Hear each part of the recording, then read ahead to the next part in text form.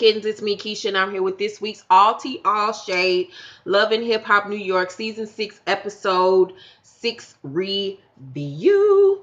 Okay, let's get straight into my review. So we start off this episode with Ra Ali and Remy at the fabric store, and Ra is looking for fabric for her upcoming maxi dress collection. Yeah, let's just zoom on past that part. So Remy is looking over the fabrics and she was like, this is some ugly ass fabric. And I'm like, I'm 100% with you, Remy. She found the worst, cheapest, ugliest, tackiest fabric she could find.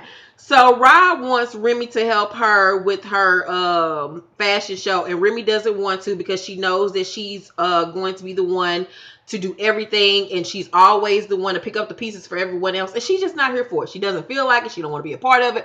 But since that's her home girl, she goes ahead and decides to help her despite her better judgment. So then we go to Self, and Self is spending time with his 17-year-old daughter Kayla, who is absolutely stunningly beautiful. It's so funny to me that Self and Rich have two gorgeous daughters, and they are two of the wackiest, corniest looking dudes I've ever seen in my life. And it became clear and apparent to me that Self has a type. He likes exotic Spanish, light skin, long, wavy hair type girls, and that's what's normal for men that look like him, because most black women probably wouldn't even fuck with him growing up because he was corny. And so when you get older, some black men in his case tend to go to what's lighter and brighter and what's best in their eyes. So yeah, not a surprise. So Self says that now that him and Yorma are on better terms, he wants to further ensure her that she's the number one woman in his life by introducing her to his daughter. And so he and his daughter come up with an idea that if she likes Yorma, that she, will just, play it cool, everything will be, good. But if she doesn't, she's supposed to, do like this rubber nose or whatever. So apparently when Yorma comes, the little girl ends up liking her. I was like, okay. So Peter hasn't seen Amina. He ain't called that bitch since Amina and Tara got into it at their department. He ain't called that bitch to see how she was doing. Is she living? Is she breathing? He ain't tried to see his damn child, his damn baby. He ain't gave zero fucks about her and her pregnant pussy. And he knows that she had an abortion and everything. He ain't came to check on her. Ain't came to bring this bitch some soup. Nothing. And she, of course, is feeling some type of way about that. So I guess the producer said, nigga, you need to go check on your damn wife. So this nigga decides to show up with that ragged ass guitar and pretend like he care. He come in the house and he hug her and she pretending to cry. She can't even cry right and pretend like she's so emotional and this and that. I'm still not here for this bullshit. I still stand on the fact that I think that her being pregnant was supposedly being pregnant was for the show, was for a storyline, or it was just some old shit that she spat out just to get under him and Tara's skin because she felt some way about them two fucking. Either way, I still don't think that she was fucking pregnant for real. She got on Instagram and said, why would she lie about that? Why would you continue to be with a nigga that continue to cheat on you? Okay. So, Mo meets up with Yandy to see if she'll represent her. And so she tells Yandy that her and Lexi are, beefing one another. They ain't broke up or whatever.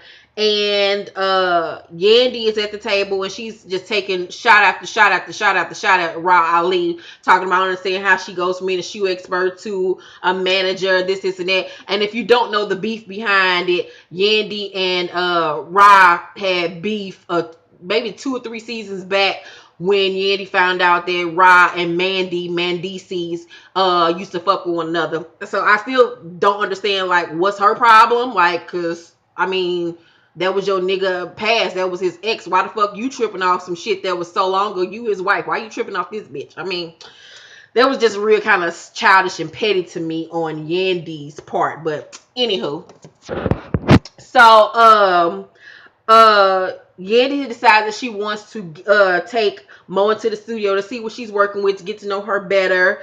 And because she says, Bianca has been acting up and she just don't know where her mind is at. So she needs to take as much talent as possible. Fuck all that bullshit.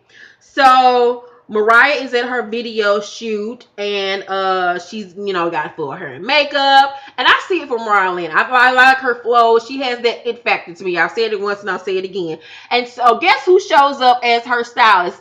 Talia from like 4, 5 fucking seasons ago when Chrissy was still on the show and her and Chrissy was home girls. And remember when Chrissy was doing that little leather jackets or whatever line, and she had Talia and what's fab baby mama name? Emily working together. Them bitches could never get it together and couldn't stand each other. And Talia, or whatever the fuck her name is, had that horrible pony weave in her hair, and she just looked really mannequin plastic like, and she still looks that way. And I was like, oh my god, Mona decided to get this bitch another check. Okay. So then we find out that Mariah Lynn has hired Ra Ali to be her new manager, and I'm like, why would you decide to do that? That makes absolutely no sense. So Ra informs Mariah that she wants her to perform at her fashion show, and of course Mariah Lynn is so excited about it. And I'm like, girl, you might as well have been performing at a Rainbow's fashion show, but okay, any work is good work. So Tyra goes to see Dr. Jeff, the therapist, and she says that Peter from the beginning has lied to her about his age. That nigga like 15 years older than her. He lied and told her he was like her age when they first met. He lied to her about how many kids he had. Then when they got together, he lied to her about how many damn babies he had on her ass. And for whatever reason, she still loves him and wants to be with him. I guess it's because it's for the kids. And so she wants to figure out what's wrong with her. But first, before she gets to figure out what the fuck is wrong with her, she decides to drop the bomb that I'm pregnant. And I was like, I told y'all this episode 1 when they came back, the girl was pregnant. Some of y'all out there was doubting me. Well, why would she get on national television and pretend like she's not pregnant? I just don't understand why she would do that. She wouldn't lie about that. It's reality television. People, this thing has a rhyme and a reason to it. They take real life situations and they exaggerate them to the 10th motherfucking degree. Duh. So, and if you don't think that Peter and Amina knew that she was pregnant from the get-go and that they're all in on this together, you're absolutely insane and dumb, and you need to be on reality television because you would be a great pawn for Mona Scott to fiddle around on national television. So Dr. Jeff was like, who's the father? Like, he was just not beat or pressed because he like, this is the dumbest woman I've ever seen in my life sitting before me, but I'm going to continue to cash these checks and continue to give my goddamn advice. So she says that the father's Peter's, and he says, how many months are you? And she was like, 5.5 months. And I was like, I mean, if I can look at the television screen and see that she's pregnant, how do you not think Amina and Peter didn't think that she was pregnant or didn't see that she was pregnant? You don't think neither one of them motherfuckers looked at her and said, well, you know what? Tara's stomach is looking quite round. That bitch is looking quite full today. You think when he was fucking her, he didn't know that her ass was pregnant? Get the fuck out of here. Y'all better start paying attention. And so today, after it finally came out that she was pregnant, Tara posted this picture on her Instagram page of her pregnancy photo shoot. And I'm like, girl, all the glitter and gold ain't gonna cover up the fact that you are a goddamn ignorant monkey fool. Congratulations, because all lives are good lives, but that damn baby is coming into the wrong damn family. So Cardi and Self Cardi meets up with Self, and Cardi looks really cute in that scene, and he wants her to be in his music video. And I'm like, y'all must gonna pitch a motherfucking fit. She gonna come on that damn video shooting her Chinese slippers and cut everybody up. And so he says, it's strictly business between him and Cardi, and that he would be a fool not to use her because she has a huge following. And so he hires this chick named Rose to do the styling. And Rose is a cute girl, but she just seems like she is slow as fuck. Like she is popped every pill. She was on Xanax, Zoloft, Adderall, any pill she could fucking find. She just looks slow as fuck. And I was like, bitch, brighten up. Come on. Drink some coffee. Do something. So Rose is just steady trying to throw her and her daisy confused ass pussy at DJ Self for what reason I don't fucking know. So, she tells him that she want to date. And, Self is feeling her, but he's trying to behave or whatever. But he also needs help with his clothing line. So he decides to meet up with her for drinks. So Lexi and her side ponytail meet up with Ra Ali. And Ra Ali got a side ponytail too. And I was like, oh, once again, this clearly was filmed after the Met Gala, after Beyonce wore that fucking side ponytail. I'm like, you hoes want to be Beyonce, but you will never be her. So Lexi tells Ra that her and Mo broke up and that she's going solo. So Ra tell her I got your back and I'm willing to manage you. And Ra also asked her to be in her fashion show, but as a model, not as a performer. So Self meets up with Rose. Take a sip. He had a really dope jogging outfit. I really like this outfit. And Rose hugs him so tight when they first meet up. And she just would not fucking let go. I'm like, bitch, let him go. God, he's going to fuck you. You don't have to worry. So she tells him that she's interested in him on a personal level. And Self is like, he's attracted to her too, but he don't want to, be a creep because him and Yorma just got things together. And he like, look, I'm a DJ. You don't want this type of drama in your life. But she like, I'm not concerned with that, Poppy. I just want your penis. And so she ain't stressed about that shit. She ain't tripping off that. She get up and in her collard green looking dress, and she go sit on his lap, and I mean she just all over him, got her titties all in his face, and he like, damn, I mean, you gonna fuck me right here in the damn restaurant? She was like, no, Poppy, you're so funny, you're so funny. I know I'm not gonna do it, I just want to let you know that I like you, Poppy. And he's like, that's what's up. And he kind of scared of the pussy because he a lame for real in real life. And she kissed him and he kissed her back, and I was like, okay. So Rich now, Ra Ali shows up to her fashion show late, and Remy is there. And Remy is pissed because she's done all the work. She set up everything. She hired the DJ. She did this bitch event for her, basically, and for free because I'm your friend, and she feels like she's been taken advantage of. So Ra Ali's homegirl, Toy, that was supposed to help, with the decorations on, that stuff shows up late as well. And so Ra asks the girl, Toy, so what do you think of the decorations? And she's like, what decorations? I see no decorations. I don't see no flowers. I don't see nothing. And so Remy gets a phone call doing this, and she's like, hold up, hello, I'm actually working right now, but I'm also about to smack the bitch. Let me call you right back. And the girl like, who you gonna smack? You ain't gonna smack nobody over here. And I'm like, girl, you right. She ain't gonna slap you. She gonna stab your ass or shoot you like she did the last bitch.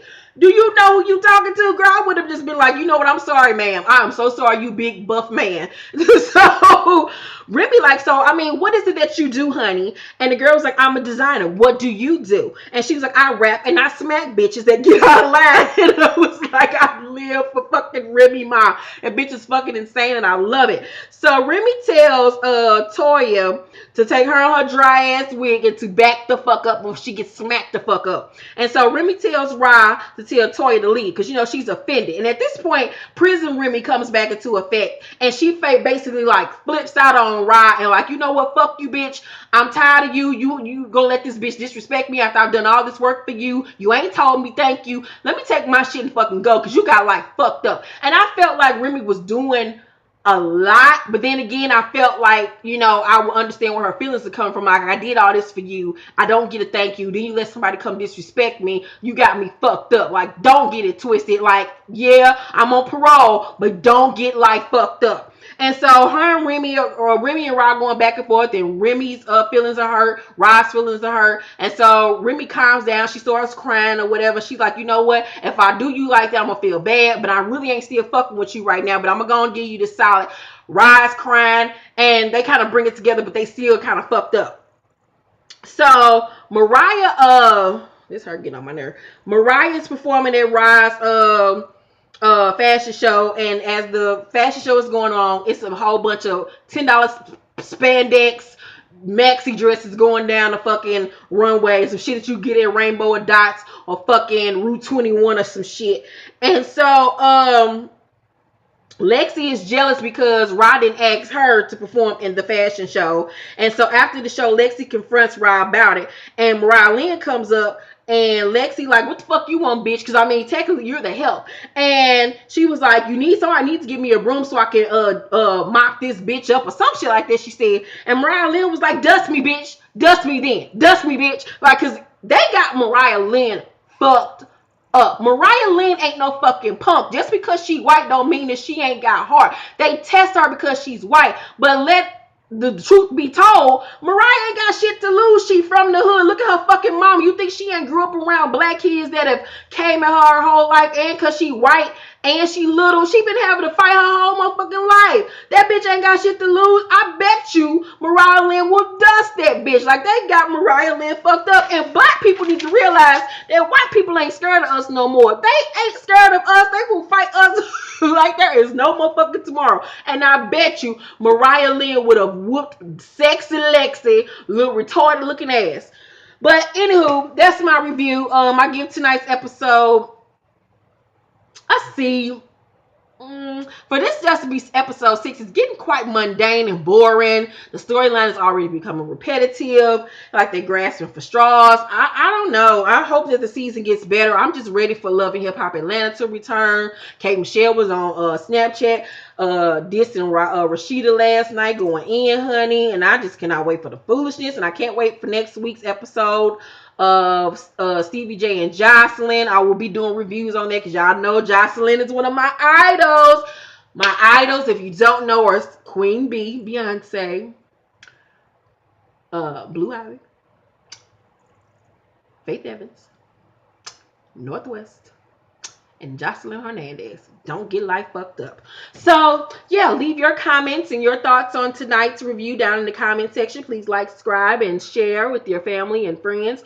My Real Housewives of Atlanta review and my Real Housewives of Potomac review is already up. And if you watch Married at First Sight, I will be back tomorrow to do a review on Married at First Sight as well. I love you all. Have a great night.